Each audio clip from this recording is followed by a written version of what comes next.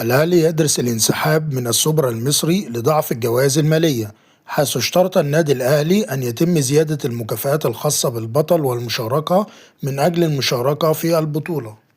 الأهلي يرفض التفريط في عمر سيد معوض، حيث رفض النادي الأهلي عرض من أحد أندية الدوري الممتاز المصري لضم عمر سيد معوض جناح النادي الأهلي الشاب. يذكر أن النادي الأهلي قد قام بعمل عقد جديد للاعب لمدة 5 سنوات مقبلة، وذلك يؤكد على أهمية اللاعب للنادي الأهلي في المستقبل. بالعمري في القائمة النهائية لمنتخب المغرب في كأس العالم 2026، حيث أعلن محمد وهبي مدرب منتخب المغرب قائمة أسود الأطلس في كأس العالم، والتي شهدت تواجد يوسف بالعمري ظهير أيسر النادي الأهلي. نجم جديد يريد الرحيل عن النادي الأهلي، حيث أشار وكيل اللاعب محمد علي بن رمضان إلى وجود تفكير جاد من جانب اللاعب في الرحيل عن النادي الأهلي خلال فترة الانتقالات الصيفية المقبلة، خاصة مع اهتمام بعض الأندية الخليجية بضمه، وشعور اللاعب بأن الأوضاع لم تكن مستقرة بالنسبة له على المستوى الفني أو داخل أجواء الفريق. رحيل يوريتيتش عن تدريب نادي بيراميدز. حرص الكرواتي كرونوسلاف يوريتيتش المدير الفني لنادي بيراميدز على وداع لاعبي الفريق ومساعديه المصريين في الجهاز المعاون عقب انتهاء تعاقده مع الفريق بنهاية الموسم.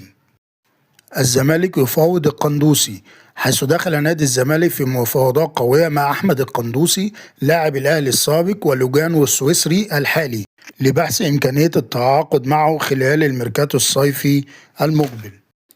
الزمالك يطلب مد المهلة المحددة لاستخراج الرخصة الأفريقية، حيث طالب نادي الزمالك من الاتحاد الأفريقي الكاف مد المهلة المحددة لاستخراج الرخصة الأفريقية للأندية، وكان الكاف قد حدد الموعد النهائي يوم 31 مايو الجاري. إمام ومروان ومايلي مقابل تجديد جوزيه جوميز للفتح السعودي، حيث اشترط المدير الفني البرتغالي جوزيه جوميز مدرب الفتح السعودي التعاقد مع إمام عاشور ومروان عطية وفيستون مايلي من أجل تجديد التعاقد مع النادي السعودي والاستمرار خلال الفترة القادمة. الأهلي على موعد مع أرباح قياسية بسبب كأس العالم 2026، حيث أعلن الاتحاد الدولي لكرة القدم فيفا أنه سيمنح كل نادي نحو 11,000 دولار يوميا عن كل لاعب يشارك في المونديال.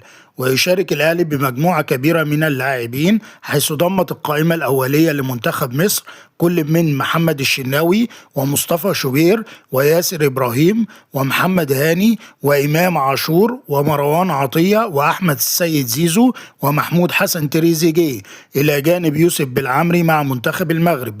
وبناء على هذه الأرقام من المتوقع أن يحصد الأهلي على ما يقارب 1,700,000 دولار خلال مرحلة المجموعات فقط، نظير مشاركة لاعبيه التسعة في المونديال.